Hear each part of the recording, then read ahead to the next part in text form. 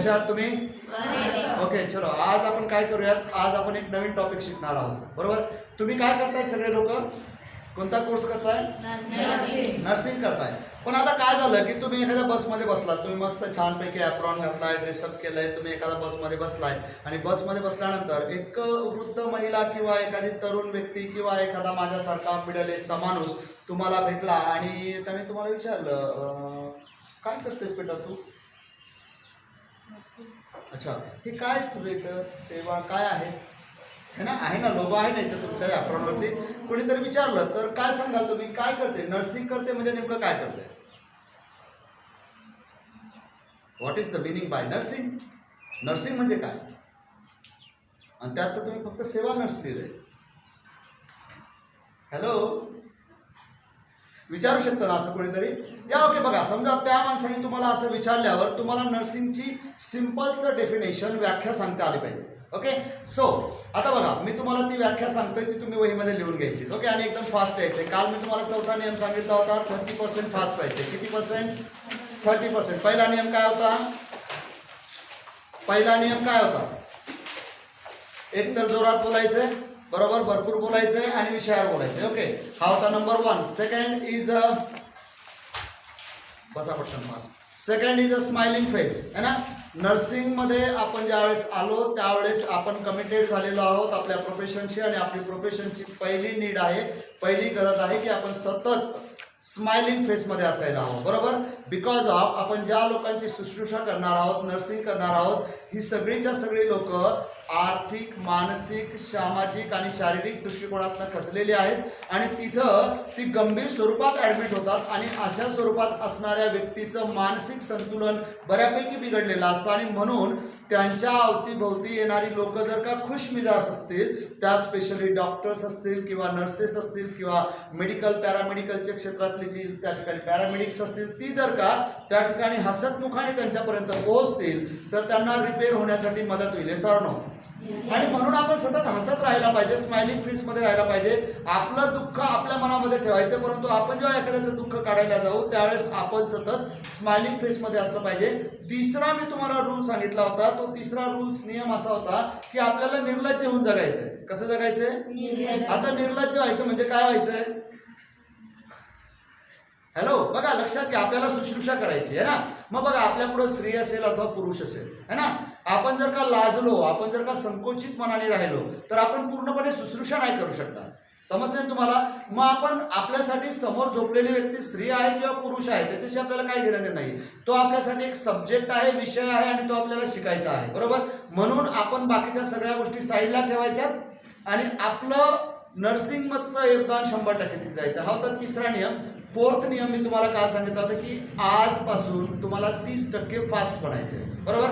जसं की मी काही एक्झाम्पल दिलं होतं की तुमच्यासमोर जेवण आलं है ना, तर जेवणाला बघून बसू नका, पटकन खाऊन घ्या, बरोबर. मग जेवण फास्ट करा, है ना. पाणी आले तर पाणी फास्ट प्या, लिखाण करायचे तर लिखाण फास्ट करा, वाचन करायचं तर वाचन फास्ट करा. म्हणजे आपल्या लाईफमध्ये जी काही कामं आहेत ती सगळी आपल्याला कशी करायची? फास्ट करायची. कारण नर्सिंगमध्ये तत्परता, चपळतेला खूप महत्व आहे, जे तुमचे गुण आहेत 24 गुणातले, बरोबर. आणि म्हणून 30% फास्ट व्हायचंय. क्लिअर होत आहे सगळं? ओके, सो आता तुम्ही ज्या बसमध्ये बसलाय, ज्या गाडीमध्ये बसलाय किंवा ज्या ठिकाणी तुम्ही आहात तिथली एखादी व्यक्ती तुम्हाला विचारते की नर्स म्हणजे काय, नर्सिंग म्हणजे काय, तर तुम्हाला सिम्पलची डेफिनेशन ही सांगता आली पाहिजे. तशा नर्सिंगच्या अनेक व्याख्या आहेत, प्रत्येक वॉर्ड वाईज व्याख्या नर्सिंगच्या बदलतात, लक्षात ठेवा.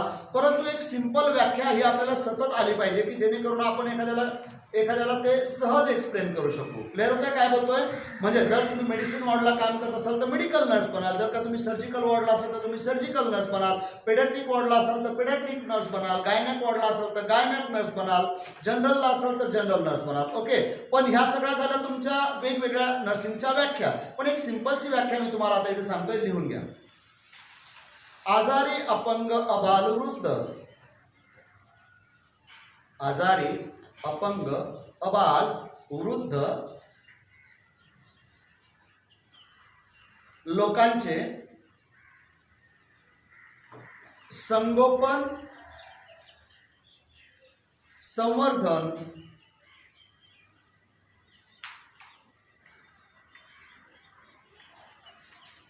संवर्धन झालं लिहून? संगोपन संवर्धन व पालन पोषण करणाऱ्या व्यक्तीस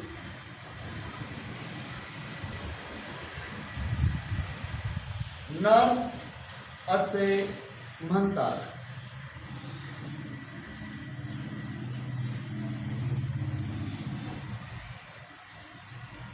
ओके, आता जिथे तुम्ही संगोपन संवर्धन केलंय ना तिथे एक टिक करा आणि तिथे लिहा संरक्षण.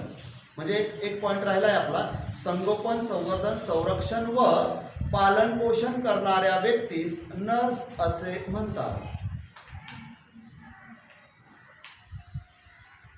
शिवंती, आता बघा ही व्याख्या झाली नॉर्मल व्यक्तीची, बरोबर, नॉर्मल नर्सची ही व्याख्या आहे. आता तुम्हाला कोणी विचारलं की what is the meaning by nurse, तर तुमच्या पुढे आता विषय आहे. आता बघा, आजारी आहे, बरोबर, अपंग आहे, अबाल म्हणजे छोटा आहे, बरोबर, वृद्ध म्हणजे म्हातारा आहे, बरोबर.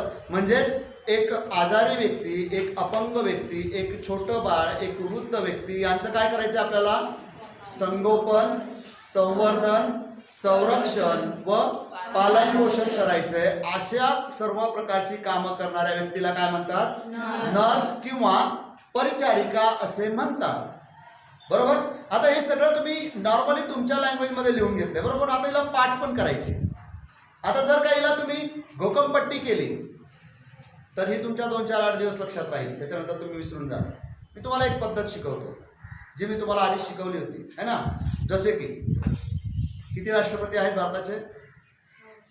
14 राष्ट्रपती आहेत, बरोबर. आणि हे 14 राष्ट्रपतींसाठी मी तुम्हाला एका स्टोरीने व्हिज्युअलाइज केलं होतं, है ना. आणि ते तुमच्या लक्षात राहील, बरोबर. ठीक आहे, आता ज्यांनी जास्त प्रॅक्टिस केली असेल त्यांच्या आता पण लक्षात असेल, ज्यांनी प्रॅक्टिस नसेल केली त्यांचं भूर. ओके, पण बघा, जर तुम्ही व्हिज्युअलायझेशन स्ट्रॉंग पद्धतीने केलं तर कोणतीही गोष्ट तुमच्या लक्षात राहते. आता बघा, व्हिज्युअलाइज करायचं म्हणजे काय करायचंय तर बघायचंय, बरोबर. आता बघा, आजारी व्यक्ती तुम्हाला दिसते, हॅलो, आजारी व्यक्ती दिसते, अपंग व्यक्ती दिसते, या अबाल दिसते, वृद्ध. आता यांचं संगोपन करायचंय.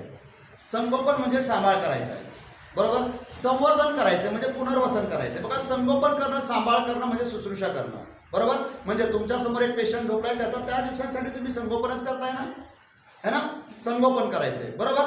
त्यानंतर संवर्धन करायचंय. संवर्धन करणं म्हणजे पुनर्वसन करायचंय त्याचं. म्हणजेच काय, महाराष्ट्र शासनाकडं, भारत सरकारकडं अशा अनेक योजना आहेत की एखाद्या व्यक्तीचे समजा एखादा डोळा गेला असेल, हात गेला असेल, पाय गेला असेल, तो अपंग झाला असेल, है ना.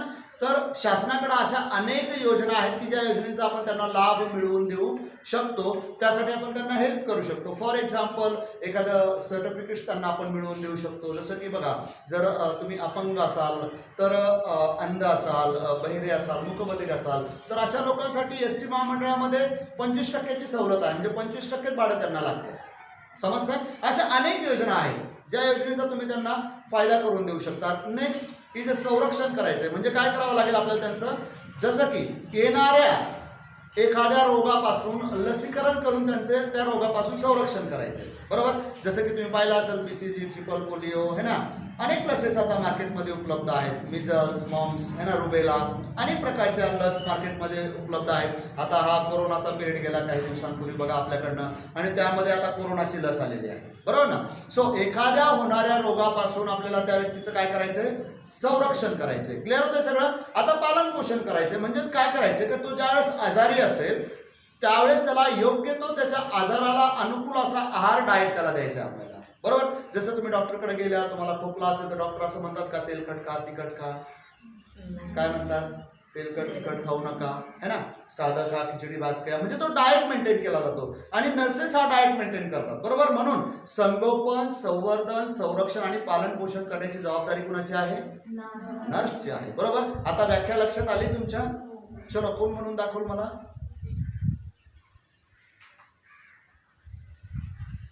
आजारी, अपंग, अबाल, वृद्ध लोकांचे संगोपन संवर्धन संरक्षण व पालन पोषण करणाऱ्या व्यक्तीस नर्स असे म्हणतात. सिंपल आहे ना. व्हिज्युअलायझेशनने जर गेलात तर सहज लक्षात राहते. ओके, आजारी व्यक्ती दिसली, अपंग दिसली, अबाल दिसलं, वृद्ध दिसलं, या लोकांचं काय केलंय आपण? संगोपन केलंय, संवर्धन केलंय, संरक्षण केलंय आणि पालन पोषण केलंय, बरोबर. आणि ह्या व्यक्तीला काय म्हणतात? नर्स, बरोबर, किंवा परिचारिका, बरोबर. पण लक्षात ठेवा, नुसतं एवढं करून चालणार नाही. ज्यावेळेस तुम्ही एखाद्या घटनेशी स्वतःला जोडून देता त्यावेळेस ती गोष्ट, ती घटना तुमच्या लॉंग टर्म मेमरीमध्ये सेट होते. फॉर एक्झाम्पल, मी एक डॉक्टर आहे, बरोबर. समजते तुम्हाला? मी एक डॉक्टर आहे आणि मी माझ्या प्रॅक्टिकल कालावधीमध्ये एखादं ऑपरेशन केलेलं असेल किंवा एखाद्या ऑपरेशनला मी असिस्ट लावलेली असेल, बरोबर. तर ती घटना, ती गोष्ट माझ्या आत्ता पण लक्षात आहे, बिकॉज ऑफ मी त्या घटनेशी डायरेक्ट कनेक्ट होतो. ओके. सो ज्या वेळेस तुम्ही ही व्याख्या एकमेकींना समजून सांगाल किंवा एकमेकींमध्ये डिस्कस कराल किंवा एखाद्या त्रयस्थ व्यक्तीला सांगाल, त्यावेळेस हे सांगायचा प्रयत्न करा की आजारी, अपंग, अबाल, वृद्ध लोकांचे संगोपन, संवर्धन, संरक्षण व पालन पोषण करणाऱ्या व्यक्तीस नर्स असे म्हणतात. आणि ती कोण आहे? मी. ती कोण आहे? मी. आता तुम्ही डायरेक्ट कनेक्ट झाला. समजताय काय बोलतोय? ज्यावेळेस तुम्ही एखाद्या गोष्टीशी, घटनेशी ज्यावेळेस स्वतःला जोडून घेतात त्यावेळेस ती गोष्ट, ती घटना तुमच्या लॉंग टर्म मेमरीमध्ये सेट होते आणि मग तुम्ही ती कधीच विसरत नाही. समजते तुम्हाला? क्लिअर होतंय? ज्यावेळेस हे लेक्चर संपेल त्यावेळेस तुम्ही एकमेकांना ही व्याख्या समजून सांगायची. आता आपण पुढे जाऊयात. ओके, चला आता बघूयात पुढचं नर्सिंग, म्हणजे नर्सिंगच्या दुसऱ्या व्याख्या. ओके, चलो वही काढायची. चलो आता आपण बघूयात मेडिकल नर्सिंग, बरोबर. आता लिहून घ्या, मेडिसिन म्हणजे काय? मेडिसिन, मेडिसिन म्हणजे वैद्यशास्त्र. मेडिसिन म्हणजे वैद्यशास्त्र व सर्जरी म्हणजे शल्यशास्त्र. मेडिसिन म्हणजे वैद्यशास्त्र व सर्जरी म्हणजे शल्यशास्त्र. दोन्ही शास्त्रामध्ये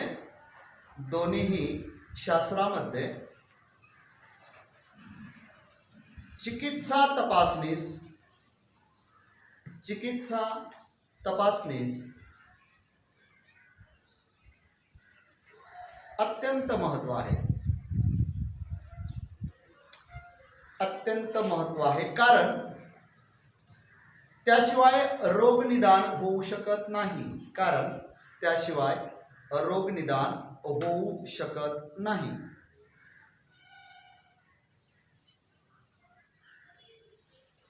वैद्यशास्त्रामध्ये फक्त औषधोपचारानेच रोग बरा करतात. वैद्यशास्त्रामध्ये फक्त औषधोपचारानेच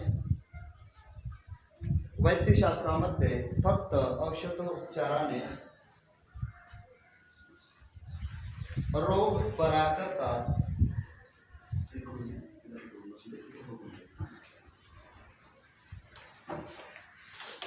ज्यावेळेस रोग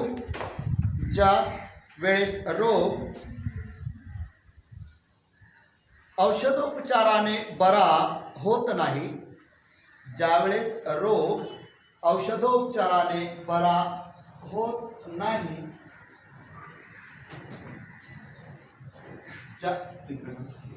ज्यावेळेस रोग औषधोपचाराने बरा होत नाही,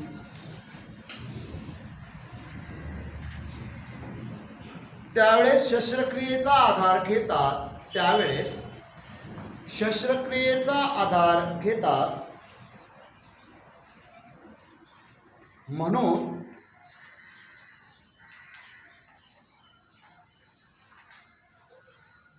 वैद्य व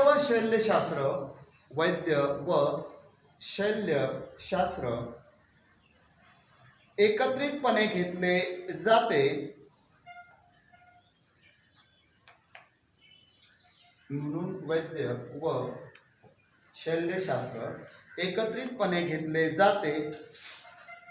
चिकित्सेशिवाय दोन्ही शास्त्रांना पर्याय नाही. चिकित्सेशिवाय दोन्ही शास्त्रांना पर्याय नाही.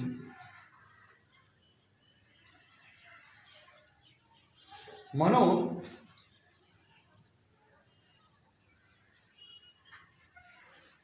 आपण वैद्यशास्त्र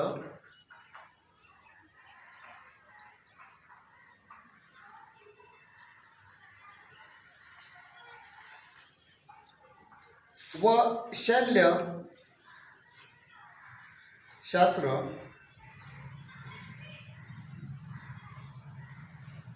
चिकित्सा व त्यावेळी करण्यात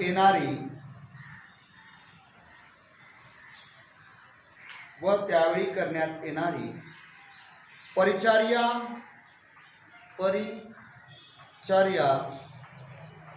या विषयामध्ये शिकणार आहोत.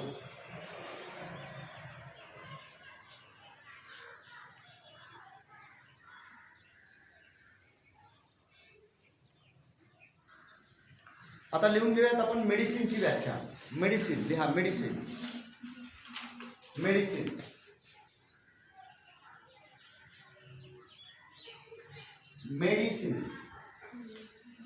Medicine okay. म्हणजे वैद्य चिकित्सा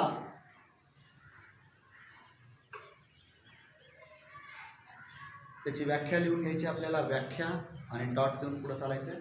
व्याख्या ओके. हे एक शास्त्र असून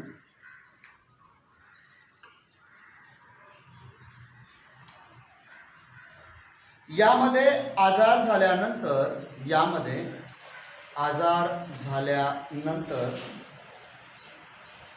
रोग निदान करून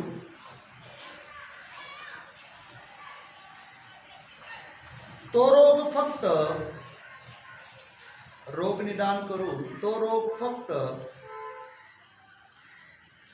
औषधोपचारानेच बरा केला जातो.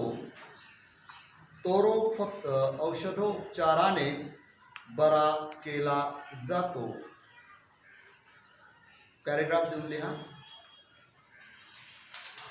हे औषधोपचार चालू असताना रुग्णाची जी शुश्रूषा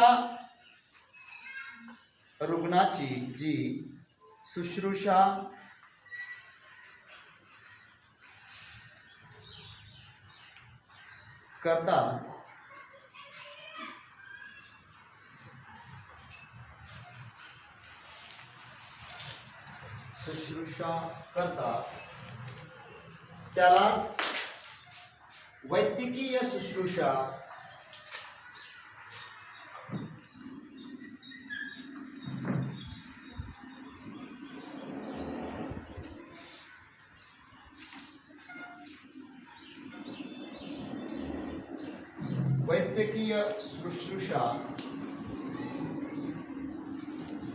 असे म्हणतात.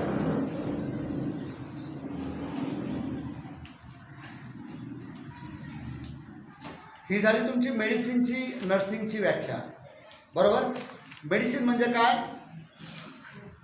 हे एक शास्त्र आहे, परंतु याच्यामध्ये होणारे आजार हे फक्त औषधोपचारानेच बरे केले जातात.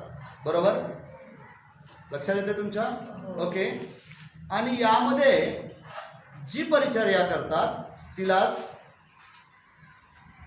वैद्यकीय परिचारिका किंवा परिचर्या असे म्हणतात. बरोबर. आता मेडिकल नर्सिंग. बरोबर. मला एक सांगा, मग आता असे कोणते पेशंट असतील मेडिसिन वॉर्डमध्ये की जे फक्त औषधोपचारानेच केले जातील? कुठल्या रोगाचे असतील जे फक्त औषधोपचाराने बरे होतील? उदाहरणार्थ समजा तुम्हाला मलेरिया झाला, टायफॉइड झाला है ना, TB झाला. बरोबर. आत्ता करोना झाला. असं ऐकलं का तुम्ही? करोना झाला ऑपरेशन करून बरा केला. म्हणजेच काय की जे रोग फक्त औषधोपचारानेच बरे केले जातात ते मेडिकल वॉर्डमध्ये असतात, मेडिसिन वॉर्डमध्ये असतात. समजते काय बोलतोय? क्लिअर होत आहे? अशा अनेक रोग आहेत. तुमचा सर्दी असेल, खोकला असेल, निमोनिया असेल, जुलाब असेल है ना, डायरिया असतील है ना, अनेक असे आजार जे फक्त मेडिसिननीच बरे केले जातात. ओके. आणि मग याच्यामध्ये तुम्ही जी शुश्रूषा करतात त्याला मेडिकल नर्सिंग किंवा वैद्य परिचर्या असं म्हणतात. ओके. नेक्स्ट,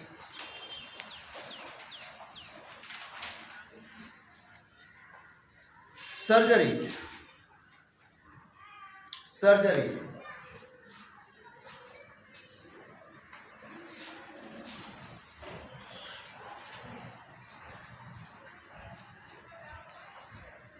सर्जरी म्हणजे शल्य चिकित्सा. शल्य, श द्यायचा आणि ल ला य जोडायचा. शल्य चिकित्सा. याची व्याख्या लिहून घ्या. हे एक शास्त्र आहे. हे एक शास्त्र आहे जे रोग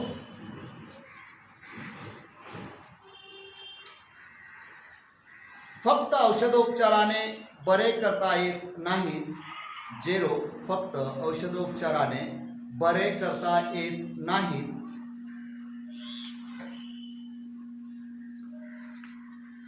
त्यासाठी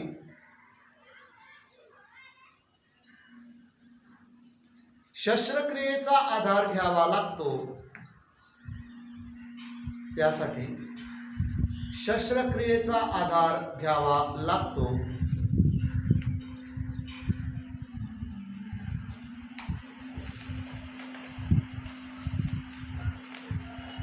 पॅराग्राफ लिहून लिहा. यावेळी जी शुश्रूषा करावी लागते, यावेळी जी शुश्रूषा करावी लागते तीस शल्य परिचर्या किंवा सर्जिकल नर्सिंग. शल्य परिचर्या किंवा सर्जिकल नर्सिंग असे म्हणतात. ओके, चला एक्सप्लेन करूयात आपण. बघा, मेडिसिनमध्ये फक्त औषधोपचार आणिच रोगांना बरं केलं जातं. आता सर्जरीमध्ये औषध उपचार म्हणजे मेडिसिन तर दिलाच जातो, परंतु तो आजार पूर्णपणे बरा करण्यासाठी सर्जरीची आवश्यकता भासते. अशा वेळेस जी तुम्ही विशेष परिचर्या करतात तिला सर्जिकल नर्सिंग असं नाव दिलेलं आहे. मग आता सर्जरी वॉर्डमध्ये कोणते पेशंट असू शकतात? ज्यांच्यावर ऑपरेशन झाले. आता ऑपरेशन कशाचे होतात? बोला, ऑपरेशन कशाचे होतात? हृदयाचे आजार होतात, गर्भपिशवीचे आजार होतात, अपेंडिक्सचे ऑपरेशन होतात, है ना. स्टोन, मुतखडा त्याचे ऑपरेशन्स होतात, पाईल्स त्याचे ऑपरेशन्स होतात, है ना. अनेक प्रकारचे ऑपरेशन्स की ज्यावेळेस एखादा रोग ऑपरेशन शिवाय बराच होऊ शकत नाही त्यावेळेस सर्जरीची आवश्यकता लागते.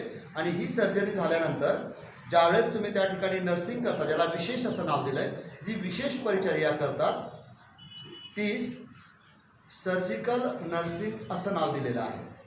लक्षात बघा, व्याख्या बदलते ना प्रत्येक वॉर्डमध्ये. प्रत्येक वॉर्डमध्ये व्याख्या बदलते. तुम्ही मेडिकल वॉर्डला असाल तर तुम्ही मेडिकल नर्सिंग झाला, तुम्ही सर्जिकल वॉर्डला असाल तर तुम्ही सर्जिकल नर्स झाला, तुम्ही पेडॅट्रिक वॉर्डला गेला तर तुम्ही पेडॅट्रिक नर्स बनाल, गायनॅक वॉर्डला गेला गायनॅक नर्स बनाल, बर्न वॉर्डला गेला तर तुम्ही बर्नच्या नर्स बनाल, कार्डियाक युनिटला गेलात तुम्ही कार्डियाक नर्स बनाल, ICU मध्ये गेलात तर ICUच्या नर्स बनाल, NICUला गेलात तर तुम्ही NICUच्या नर्स बनाल. समस्या काय बोलतोय? नर्सिंगमध्ये खूप खूप खूप ब्रांचेस आहेत. लक्षात घ्या. तुम्ही कुठं जाल, काय कराल ते नाही माहिती, पण जिथेही जाल तिथं जर का तुम्ही बेस्ट बनलात तर त्या क्षेत्रामध्ये तुम्ही टॉपला जाऊ शकता. समस्या तुम्हाला मिक्सिंग करत बसाल तर फालुदा होऊन जाईल. कळतंय काय बोलतोय? सो ओके, चला पुढे जाऊया. निरोगी अवस्था. निरोगी अवस्था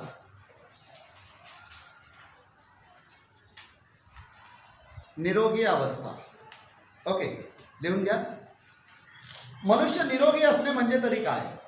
मनुष्य निरोगी असणे म्हणजे तरी काय? ज्यावेळेस माणसाचे शारीरिक मानसिक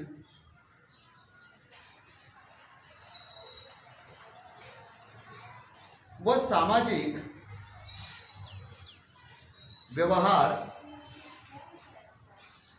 सुरळीत चाललेले असतात, सुरळीत चाललेले असतात व त्याची कार्यक्षमता वाढलेली असते, व त्याची कार्यक्षमता वाढलेली असते, त्या अवस्थेस निरोगी अवस्था असे म्हणतात, त्या अवस्थेस निरोगी अवस्था असे म्हणतात. यामधील समतोलपणा, यामधील समतोलपणा कोठेही बिघडला, यामधील समतोलपणा कोठेही बिघडला म्हणजे आजारास सुरुवात होते.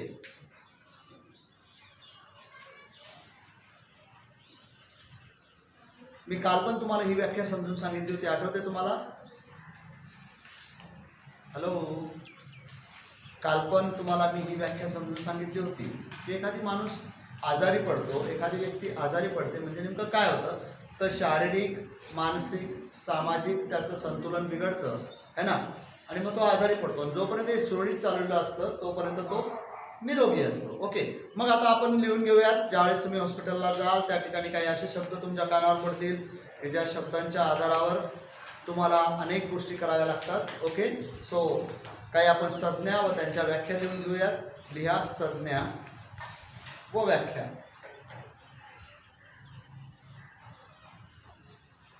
यालाच म्हणतात टर्मिनॉलॉजी. स्पेलिंग घ्या. TERMINOLOGY.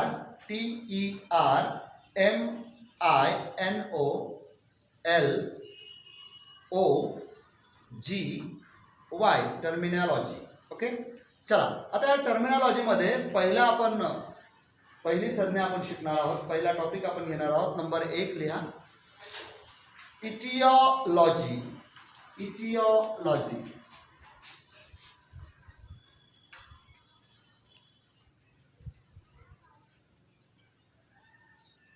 इटिओलॉजी.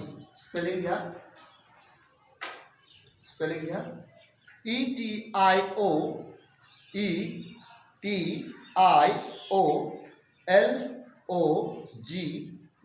इटिओलॉजी. याचा अर्थ होतो कारण मीमांसा. कारण मीमांसा. ओके, यामध्ये आजार निर्माण होण्याची कारणे, यामध्ये आजार निर्माण होण्याची यामध्ये आजार निर्माण होण्याची कारणे व त्याचबरोबर रोग होण्यास कारणीभूत असणारी परिस्थिती, व त्याचबरोबर रोग होण्यास कारणीभूत असणारी परिस्थिती, या दोहोंचा अभ्यास केलेला असतो.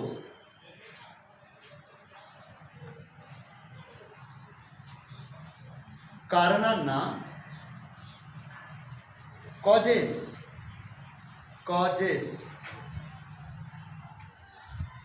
असे म्हणतात.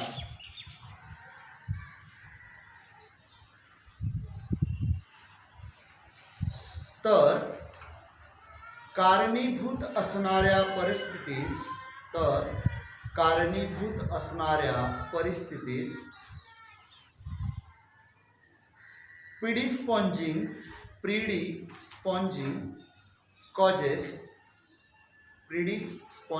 कॉजेस म्हणतात. उदाहरणार्थ क्षयरोग होण्याचे कारण,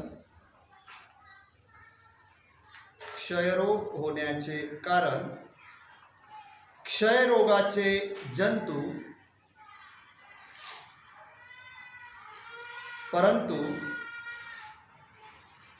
कारणीभूत परिस्थिती म्हणजे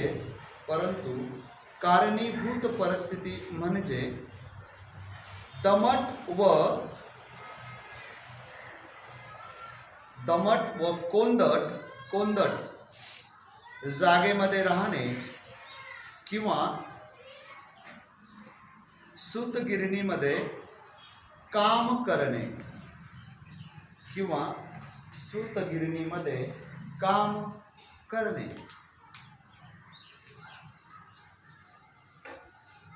झालं तर बरोबर. इटिओलॉजी आपण शिकतोय. स्टँडअप इटिओलॉजी आपण शिकतोय. इटिओलॉजी शिकताना पूर्ण लक्ष माझ्याकडे ठेवा, कारण तुम्ही जेव्हा हॉस्पिटलला जाल तुम्हाला कारण हे रोगांचं शोधता आलं पाहिजे. लक्षात घ्या. कारण मीमांसा, इटिओलॉजी आपण आता थोडं एक्सप्लेन करूया त्याच्यावरती. यामध्ये दोघांचा अभ्यास केला जातो. एक तर कारण घेतलंय आणि त्यानंतर परिस्थिती घेतली.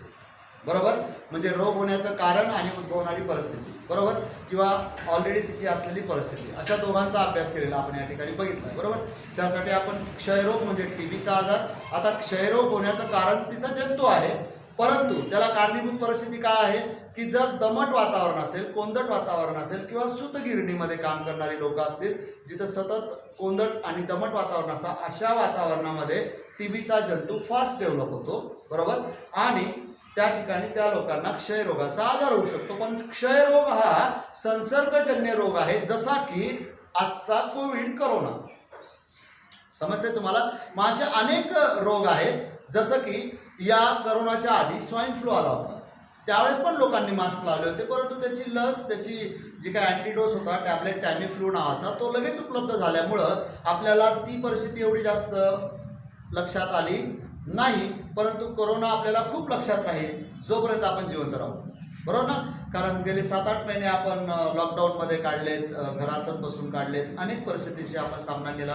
काही चांगलं घडलं आणि काही वाईट पण घडलं. ओके, सो बघा, आता एक आपण व्हिज्युअलायझेशन प्रोसेसने जाऊयात, एक परिस्थिती निर्माण करूयात आणि बघा मग कारण पण सापडेल आपल्याला आणि परिस्थिती पण लक्षात येईल. नाव काय तुझं? वैशाली. वैशाली, तुझं गाव कुठलं? हां, वांगदेवी, वांदेवली. या, ओके, ठीक आहे. कुठं आहे तुझं गाव? तुझ्या मामाचं गाव कोणतं? साखरे. असं समजूयात की हिचं गाव वाडा आहे, उदाहरण घेऊयात आपण. ओके, आणि हिच्या मामाचं गाव आहे पालघर किंवा बोईसर, आहे ना? कोणतं आवडेल तुला, पालघर की बोईसर? बोईसर घेऊया. ओके, सो बघा, आता वैशाली ना, या वैशालीचं गाव आहे वाडा, आणि वाड्याच्या शाळेमध्ये ती शिकते. आणि मग दिवाळीच्या सुट्ट्या लागल्यात म्हणून ही मामाच्या गावाला गेली. कुठे गेली? मामाच्या गावाला गेली. आणि तिच्या मामाचं गाव आहे बोईसर. बरोबर, आता ही ज्यावेळेस बोईसरला गेली त्यावेळेस एकदम नॉर्मल होती, फिट होती, मस्त हसत खेळत आनंदी मनाने ही मामाच्या गावाला गेली. आणि 8 दिवस इथं राहिल्यानंतर ही मामाच्या गावावरनं परत आली. जेव्हा ही वाड्याला आली त्यावेळेस हिला ताप यायला लागला, हिला चक्कर यायला लागली, हिला मळमळ व्हायला लागली, हिला उलटी आल्यासारखं व्हायला लागलं, है ना? तिला थंडी वाजायला लागली. आणि म्हणून ही एका डॉक्टरकडे गेली. XYZ एक डॉक्टर आपण घेऊयात. फॉर एक्झाम्पल ती इथं गंदे सरांकडे गेली. ओके, मग आता गंदे सरांकडे गेल्यानंतर गंदे सर हिला विचारतात, इटिओलॉजी विचारतात. लक्षात घ्या. बरोबर, परिस्थिती समजते तुम्हाला? या, ओके. आता कोणताही डॉक्टर काय करतो की तुमच्याकडनंच तुमच्या रोगाचं कारण काढून घेतो, है ना? एक टॅक्ट आहे, त्या पद्धतीने ते काढून घेतलं जातं. फॉर एक्झाम्पल वैशाली आली, वैशाली गंदे सरांच्या कॅबिनमध्ये गेले आणि तिथं वैशाली सरांना सगळं काय सांगते. मग सर तिला विचारतात, वैशाली काय झालं बेटा? वैशाली म्हणते की मला ताप येतोय, मला थंडी वाजून येते, मला चक्कर येत आहे, मला मळमळ होते, मला उलटीसारखं होतं. बरोबर, बरं, ओके, ठीक आहे, चल झोप, आता मी तुला तपासतोय. आणि तपासता सर तिला विचारताय, कुठं बाहेर जाऊन आलीस का? म्हणे हो. कुठं गेली होतीस? मामाच्या गावाला गेली होती, ना? तुझ्या मामाचं गाव कोणतं? बोईसर. बोईसरला खूप डास येते ना? हॅलो, समजतंय ना? बोईसरला खूप डास आहे. आणि मग वैशाली म्हणते हो ना. सरांना वैशाली उत्तर देते, हो सर, खूप डास होते म्हणून तर मी निघून आली लवकर, नाही तर मला महिनाभर थांबायचं होतं, पण खूप डास होते. सी वन थिंग, परिस्थिती लक्षात आली तुमच्या? आता सरांच्या लक्षात काय आलं? काही तिथं गेली होती, तिथं डास होते, कदाचित तिला एखादा मलेरियाचा किंवा डेंग्यूचा डास चावला असेल आणि म्हणून तिची अशी परिस्थिती झालेली आहे. क्लिअर होतं काय बोलतोय? ही झाली इटिओलॉजी. आता बघा, कारण पण सापडलं आणि परिस्थिती पण सापडली. कारण काय आहे की तू बोईसरला गेली होती आणि परिस्थिती काय की तिथं डेंग्यूचा किंवा मलेरियाचा डास चावू शकतो आणि म्हणून तुझी ही अशी परिस्थिती होऊ शकते. बरोबर, लक्षात आलं इथपर्यंत? चला आता नेक्स्ट पुढे जाऊया. पुढची परिस्थिती आहे नंबर 2 ला जायचं आपल्याला, पॅथॉलॉजी. आता सरांच्या लक्षात आलं की हिला कुठला तरी डास चावलाय, एक तर मलेरियाचा डास चावलाय किंवा डेंग्यूचा डास चावलाय आणि म्हणून सर तिची आता पॅथॉलॉजी करणार आहे, म्हणजे तिची रक्तलघवी तपासणार आहे. बरोबर, आता पॅथॉलॉजी म्हणजे काय ते लिहून घेऊयात पहिले आपण. सगळ्यात महत्वाचा तो शरीरामध्ये पॅथॉलॉजीचा स्पेलिंग घ्या, PATHOLOGY,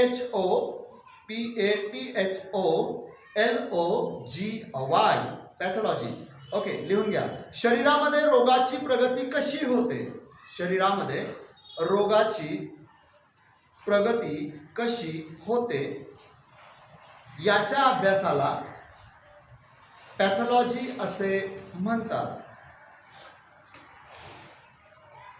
शरीरामध्ये रोगाची प्रगती कशी होते याच्या अभ्यासाला पॅथॉलॉजी असे म्हणतात.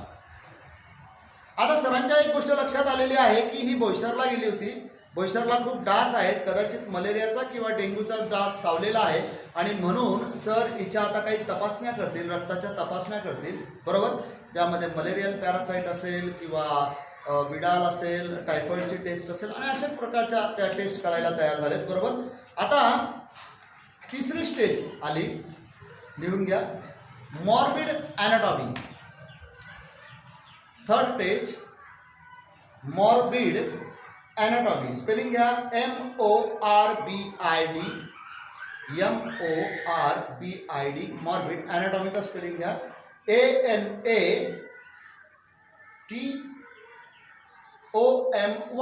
Morbid anatomy. ओके, याला म्हणतात विकृत शरीर रचना, विकृत शरीर रचना.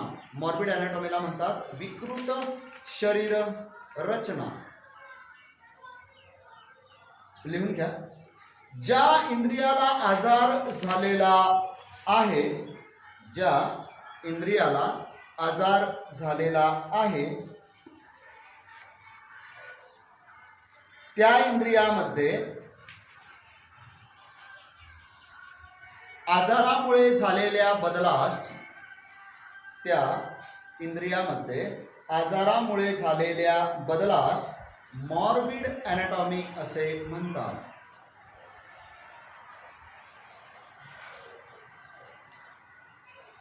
मॉर्बिड ॲनाटॉमी असे म्हणतात.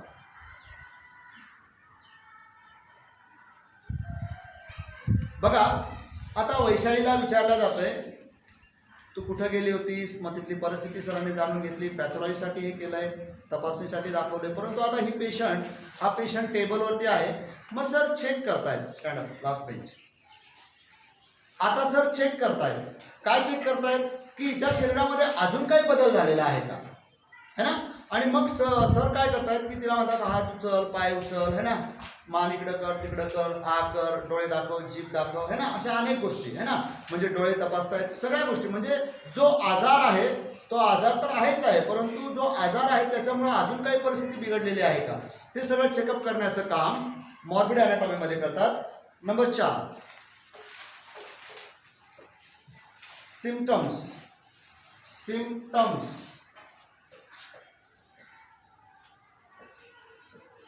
सिम्पटम्स.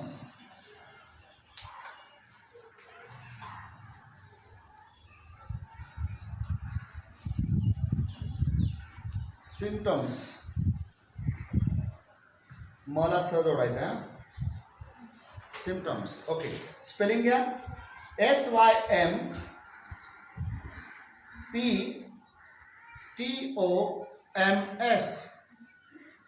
SYMPTOMS, symptoms. याला म्हणतात लक्षण. लक्षण, सिम्पटम नावाचा शब्द तुमच्या नर्सिंग करिअरमध्ये तुम्हाला दिवसातनं कमीत कमी 10-20 वेळा तरी ऐकायला येईल. ओके, सो सिम्पटम्स म्हणजेच लक्षण. आता लिहून घेऊयात, लक्षण म्हणजे काय. रुग्ण स्वतः अनुभवतो व त्याचे वर्णन करून सांगतो त्यास लक्षणे असे म्हणतात.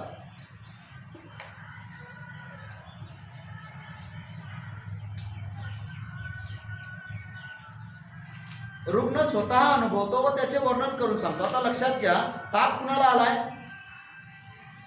हॅलो, बोलायचंय. ताप कुणाला आलाय? वैशालीला आलाय, बरोबर ना? वैशाली कोण आहे आपल्यासाठी? रुग्ण आहे. आता वैशाली आपला विषय आहे इथं, बरोबर? तर रुग्ण आहे वैशाली काही अनुभवते आणि वर्णन करून सांगते. फॉर एक्झाम्पल, ताप तिला आलाय तर ती ताप सांगेल. कसा आला होता ताप? खूप जोरात ताप आला होता, है ना? थंडी वाजली होती तर कशी वाजली होती? खूप जोरात वाजली होती. डोकं दुखतं तर खूप जोरात डोकं दुखतं, आहे ना? चक्कर येते मला, आहे ना? मळमळ होते, उलटीसारखं होतंय. रोगी स्वतः अनुभवतो आणि त्याचे वर्णन करून सांगतो, याला म्हणतात सिम्पटम्स. लक्षात येतंय? आता उदाहरणार्थ बघा, एखाद्याला जळजळ होत असेल तर तो काय सांगेल? छातीत आग होते, है ना? होते ना ॲसिडिटीचं वर्णन कसं करतात लोक? जळजळ होते, छातीत आग होते, उंदळल्यासारखं होतंय, आंबट पाणी येतंय, करपट ढेकर येतात, है ना? असं आपण म्हणजे स्वतः अनुभवतो आणि आपण दुसऱ्याला वर्णन करून सांगतो, बरोबर? याला म्हणतात सिम्पटम्स, म्हणजेच लक्षणे. Next, science.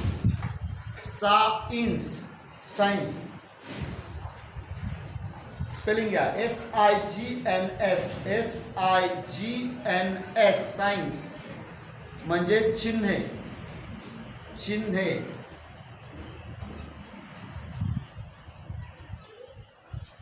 डॉक्टरी तपासामध्ये जे आढळून येतात, डॉक्टरी तपासामध्ये किंवा तपासणीमध्ये जी दिसतात व आढळून येतात, डॉक्टरी तपासामध्ये जी दिसतात व आढळून येतात ती चिन्हे होत.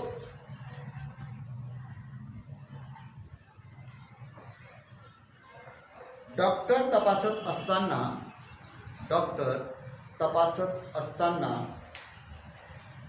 4 पद्धतीचा वापर करतात.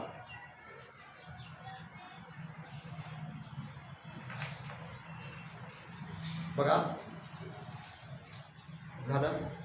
ज्यावेळेस तुम्ही डॉक्टरांकडे जातात त्यावेळेस डॉक्टर सगळ्यात पहिले तुम्हाला विचारतात इटिओलॉजी, कारण मीमांसा. कारण बघतात काय आहे, परिस्थिती काय होते त्याचा अभ्यास करतात. त्यानंतर तुमची पॅथॉलॉजी करतात, बरोबर? त्यानंतर तुमचं बॉडीला चेकअप करतात, मॉर्बिड ॲनाटॉमी चेक करत असतात. आणि त्यानंतर तुमच्याकडनं सिम्पटम्स म्हणजेच तुम्ही जे अनुभव घेतलेले आहेत आजाराचे, त्या आजारांवर ते विचारून घेतात. आणि त्याच्यानंतर डॉक्टर मग साईनकडे वळतात. साईन म्हणजे काय? तर चिन्हे. म्हणजेच डॉक्टरी तपासणीमध्ये जे आढळून येतात, बरोबर, त्याला आपण चिन्ह असं नाव दिले, बरोबर? आता डॉक्टर तपासत असताना तो 4 पद्धतीचा वापर करतो. त्यातली पहिली पद्धत लिहून घ्या, अ किंवा ए. ओके, लिहून घ्या. ऑब्झर्वेशन म्हणजे काय? निरीक्षण. स्पेलिंग घ्या ऑब्झर्वेशनचा,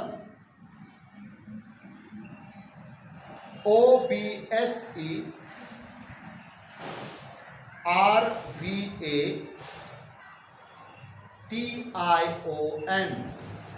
ऑब्झर्वेशन,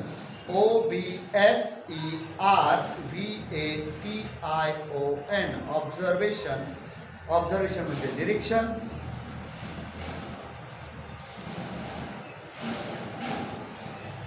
बघा, आता बरेचसे असे रोग आहेत जे बघितल्या लक्षात येतात. फॉर एक्झाम्पल, तुम्हाला जर ॲलर्जी आली असेल तर तुमच्या अंगावरती फोडे येतात, लाल कलरचे खाज येते, है ना? जे लक्षात येतात. समजा तुम्हाला स्किन डिसीज असेल तर लक्षात येते. जसं की बाळाला गोवर झाला तर पुरळ येते, लक्षात येते. पण बरेचसे आजार जे आहेत ते लक्षात येत नाहीत. मग त्यासाठी डॉक्टर्स अजून तीक्ष्ण निरीक्षण शक्तीचा वापर करतात की बॉडीवर अजून काही कुठल्या प्रकारच्या खुणा आहेत का, आणि म्हणून डॉक्टर पुन्हा एकदा व्यवस्थित पद्धतीने तपासणीला सुरुवात करतात. ओके, हे झालं फर्स्ट इज ऑब्झर्वेशन, बरोबर? डॉक्टरी तपासामध्ये फर्स्ट काय असतंय? Observation. Second, palpation.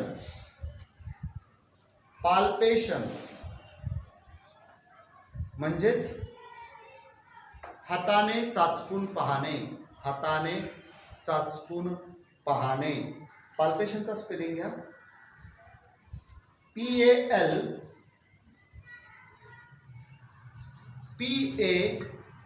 PALPATION, palpation.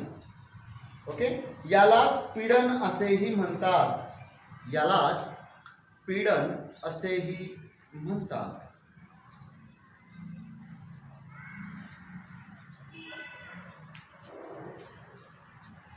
बऱ्याच वेळा तुम्ही ज्यावेळेस डॉक्टरांकडे जाता त्यावेळेस डॉक्टर तुम्हाला बऱ्याच वेळा इकडं हात लाव, इकडं हात लाव आहे ना असं तपासतात. कुठं काय पोटामध्ये गाठ लागते का ते चेक करतात. उभी राहा.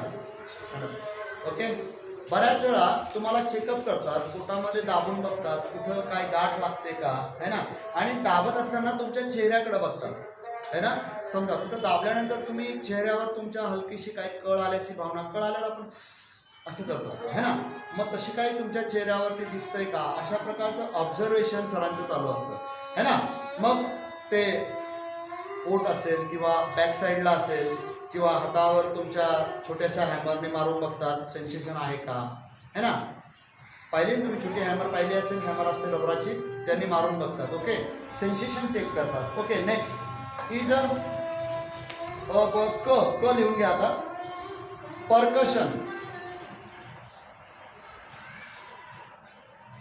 पर्कशन स्पेलिंग घ्या. PERCUSSION,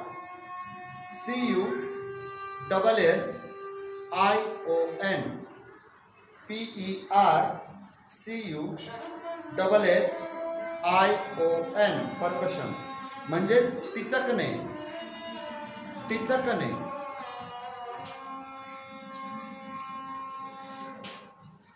बघा बऱ्याच वेळा डॉक्टर काय करतात, तुमच्या बॅक पाठीवरती बोट ठेवतात आणि मारतात दुसऱ्या बोटाने. ओके, पुढे रे, तू पुढे ना. नाव काय तुझं? इकडे. फॉर एक्झाम्पल चेतन नावाचा एक पेशंट आलेला आहे माझ्याकडं, बरोबर. आणि मी आता चेतनला चेक करतोय. बऱ्याच वेळा आहे ना मी असं बोट ठेवतो आणि त्यावर मारतो, समजतंय. किंवा कुठं काय पोकळी वाटते का, समजतंय. लक्षात आलंय? लिहून घ्या, चला लिहून घ्या. तपासणी करत असताना डॉक्टर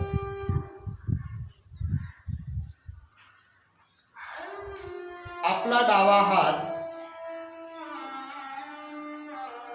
रुग्णाच्या छातीवर ठेवून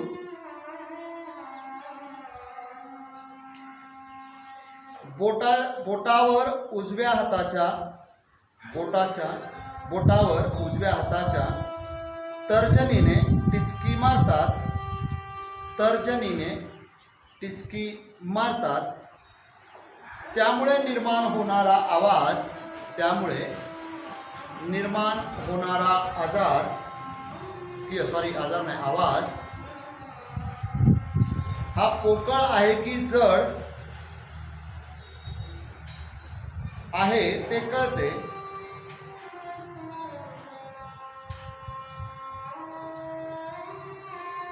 उदाहरणार्थ, छातीमध्ये पाणी झाले असल्यास, छातीमध्ये पाणी झाले असल्यास डल आवाज येतो, डल आवाज येतो.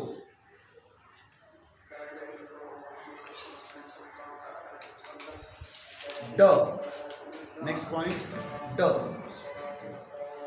ऑस्कल्टेशन,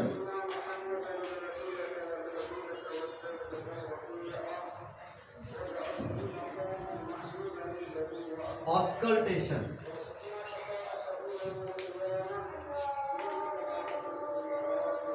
स्पेलिंग घ्या. AUS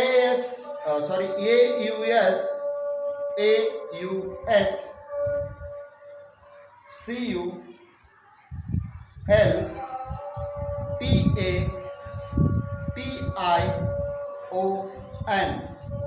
परत एकदा स्पेलिंग सांगतो. AUSCULTATION. ऑस्कल्टेशन म्हणजेच स्टेथेस्कोपच्या सहाय्याने ऐकणे. स्टेथेस्कोपच्या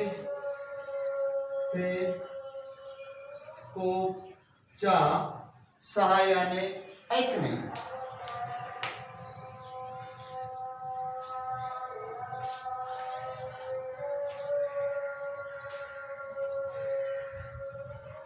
हा आहे स्टेथेस्कोप.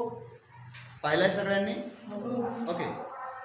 आता बघा, हा प्रत्येक डॉक्टरांच्या गळ्यामध्ये असतो है ना, असा बघितलाय ना? हॅलो, एक तर असा असतो, नाहीतर मग असा असतो है ना. ओके, याचं नाव काय आहे? सांग तर तू. Stand up. काय नाव याचं? अच्छा, तू सांग. तू सांग.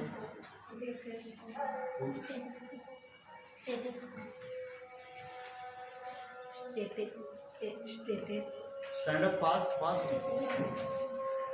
फास्ट. एकमेकांना सांगा बरं, काय नाव याचं? ए स्टँड अप. सगळ्या स्टँड अप. ज्या पहिल्या स्टँड अप होत्या त्या स्टँड अपच राहतील.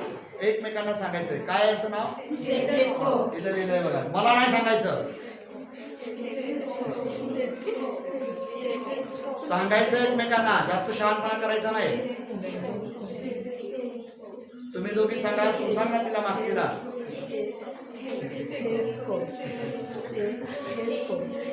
इथं लिहिलंय बघा.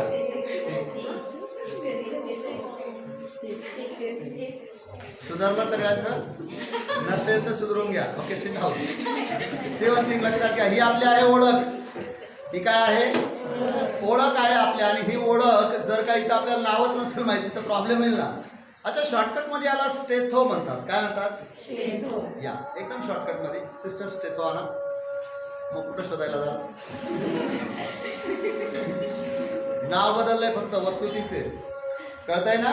ओके, चलो. मग आता याच्या सहाय्याने काय काय ऐकायला येतं ते खूप महत्वाचं आहे. चला बघूयात आपण पुढे. ओके, स्टेथेस्कोप कानाला लावून, स्टेथेस्कोप कानाला लावून त्याचा पीस छातीवर ठेवून, त्याचा पीस छातीवर ठेवून हृदयाचा आवाज, हृदयाचा आवाज, श्वसनाचा आवाज ऐकता येतो. श्वसनाचा आवाज ऐकता येतो. तो स्वाभाविक आहे, तो स्वाभाविक आहे की अस्वाभाविक, तो स्वाभाविक आहे की अस्वाभाविक हे ओळखता येते.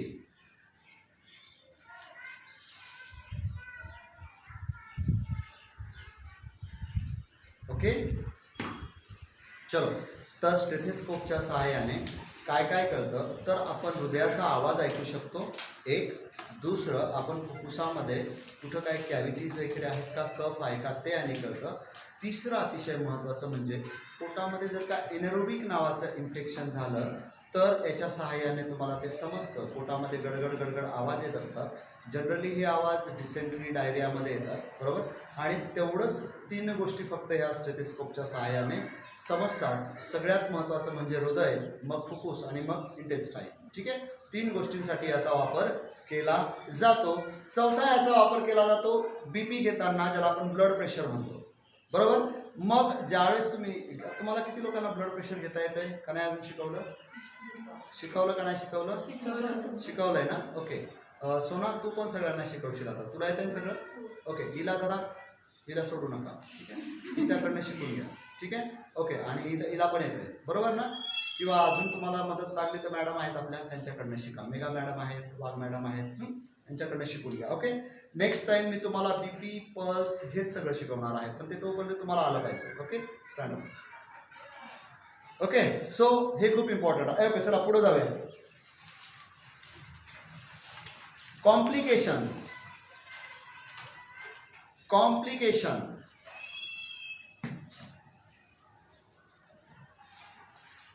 स्पेलिंग घ्या. COMPLICATION. CATIONS, complications. याचाच अर्थ होतो विपरीत परिणाम. विपरीत परिणाम लिहून घ्या. विपरीत परिणाम म्हणजे काय? विपरीत परिणाम म्हणजे एखादा आजार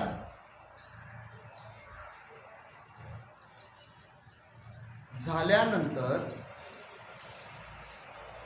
तो सरळपणे बरा न होता त्यामध्ये गुंतागुंत निर्माण होऊन दुसराच आजार निर्माण होणे. उदाहरणार्थ,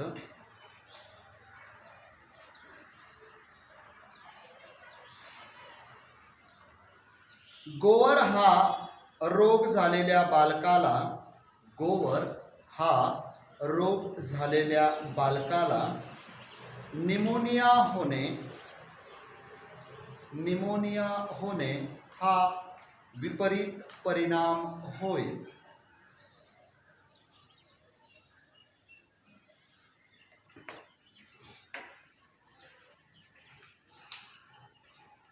कॉम्प्लिकेशनला 6 करा. 6वा पॉईंट आहे तो. ओके. आणि 7वा पॉईंट आता घ्यायचा आहे आपल्याला. Diagnosis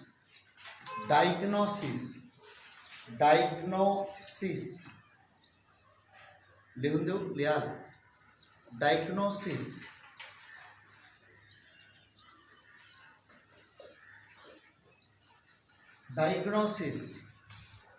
okay. स्पेलिंग घ्या.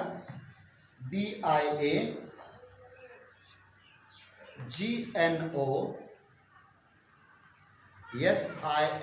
डायग्नोसिसला एक चिन्ह आहे. हे चिन्ह खूप महत्वाचं आहे. त्रिकोण आणि टिंब. त्रिकोण करायचं आहे आणि टिंब टाकायचं आहे मध्ये. आपले सर, आपल्या मॅडम ज्यावेळेस पेशंट तपासतात त्यावेळेस त्याचं डायग्नोसिससाठी ह्या चिन्हाचा वापर करतात. हे चिन्ह जिथं असेल जिथं त्रिकोण असतो मध्ये डॉट असतो याचा अर्थ होतो डायग्नोसिस काय झालेला आहे पेशंटला ते सगळं असतं त्याच्यामध्ये. ओके. सो डायग्नोसिस म्हणजे काय लिहून घेऊयात. दिसणाऱ्या चिन्ह लक्षणावरून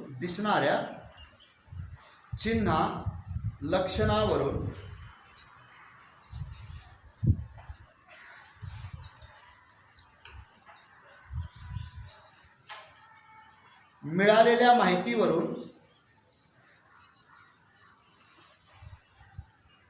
व केलेल्या तपासण्यावरून रोगाचे निदान करणे यालाच डायग्नोसिस असे म्हणतात.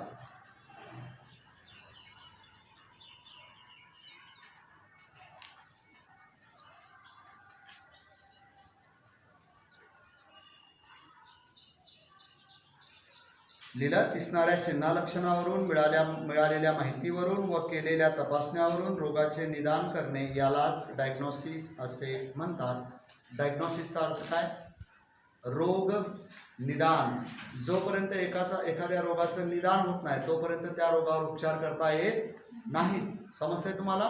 मग आता हे रोगाचं निदान करताना आपल्याला कोणत्या कोणत्या गोष्टींचा सहारा घ्यावा लागतो? पहिला सिम्पटम्स, साइन अँड पॅथॉलॉजी. कोणत्या? Symptoms, sign and pathology.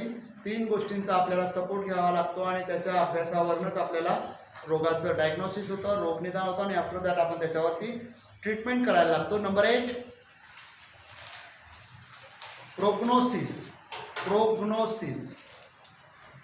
Spelling घ्या. प्रोग्नोसिस स्पेलिंग घ्या.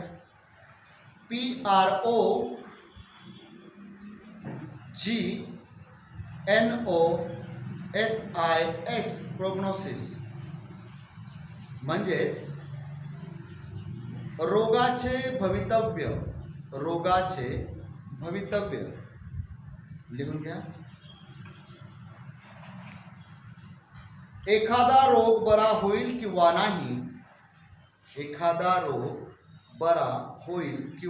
नाही तो बरा होण्यास किती काळ लागेल, त्यातून होणारे संभाव्य परिणाम कोणते,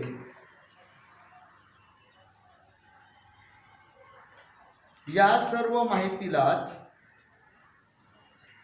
रोगाचे भवितव्य असे म्हणतात. एखादा रोग बरा होईल किंवा नाही, तो बरा होण्यास किती काळ लागेल, त्यातून होणारे संभाव्य परिणाम कोणते, या सर्व माहितीलाच रोगाचे भवितव्य असे म्हणतात. हा शब्द तुमच्या नर्सिंग प्रॅक्टिकल लाईफमध्ये किंवा पुढच्या भविष्यामध्ये बऱ्याच वेळा तुमच्या कानावर पडतो. तो डॉक्टर ज्यावेळेस आपसात चर्चा करत असतात तर डायग्नोसिस काय आहे, डायग्नोसिस नंतर मग याचं प्रोग्नोसिस काय आहे, म्हणजे तुम्हाला एखादा रोग झाला तर तो रोग किती दिवसात बरा होईल, पुढे त्याच्यातनं काही कॉम्प्लिकेशन्स निर्माण होतील का, अशा प्रकारच्या चर्चा दोन डॉक्टर्समध्ये नेहमी चालू असतात. हे शब्द कायम तुमच्या कानावर पडणार आहेत. ओके, चलो नेक्स्ट पुढे जाऊया. पॅथोग्नोमिक साइन, पॅथोग्नोमिक साइन स्पेलिंग घ्या. PATHOGNOMONIC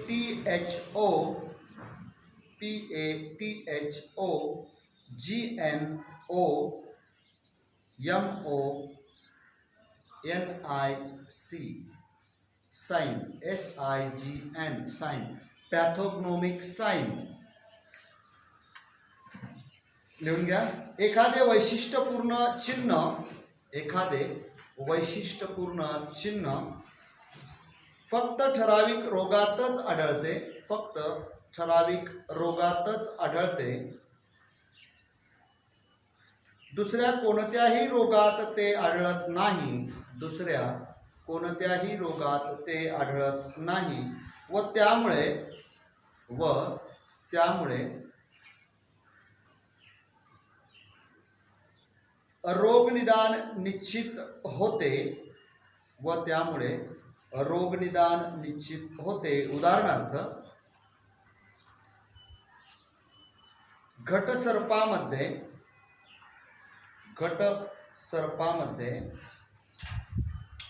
त्यामुळे रोगनिदान निश्चित होते. उदाहरणार्थ, सोबत आत माझ्या मी फास्ट असेल तर मला सांगायचं सर स्लो, कळतंय. आणि जर समजा लिहायचं काय राहिलं असेल तर हा व्हिडिओ सेवा नर्सच्या ॲपमध्ये डाउनलोड होईल, बरोबर, त्यावेळेस ऐकून लिहून घ्या. सोपं ना. चलो आगे. घटसर्पामध्ये घशातील पांढऱ्या रंगाचा पापुद्रा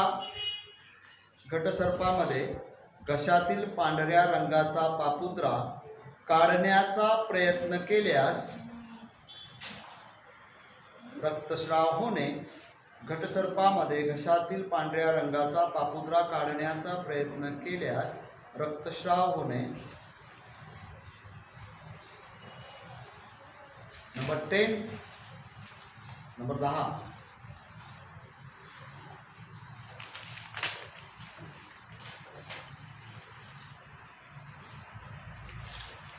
सिंड्रोम.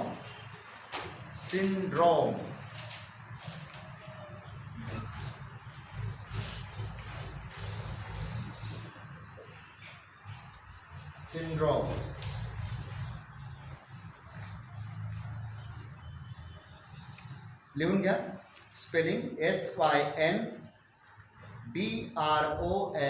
सिंड्रोम. SYNDROME लिहून घ्या. ठराविक असा कोणताही आजार नसतो, परंतु अनेक रोगांची चिन्हे लक्षणे एकत्र येऊन जी परिस्थिती निर्माण होते तिला सिंड्रोम असे म्हणतात.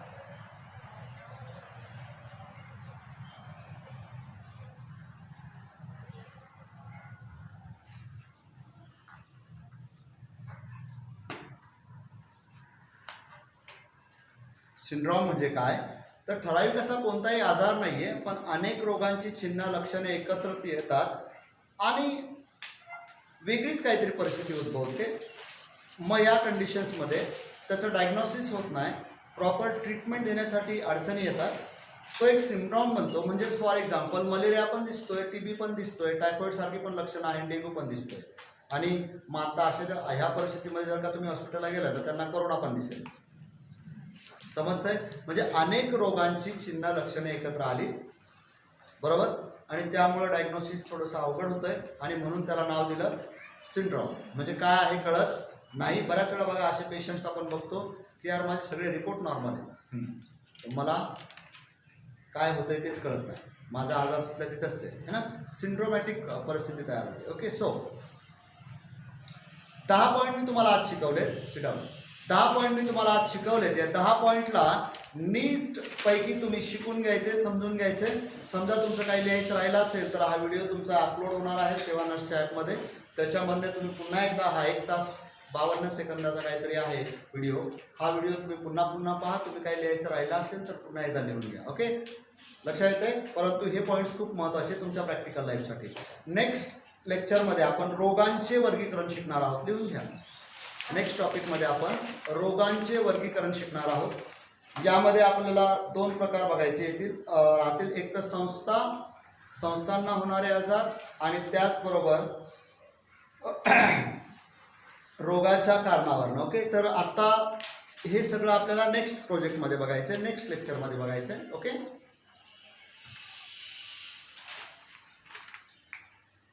चलो आज इथंच थांबूया.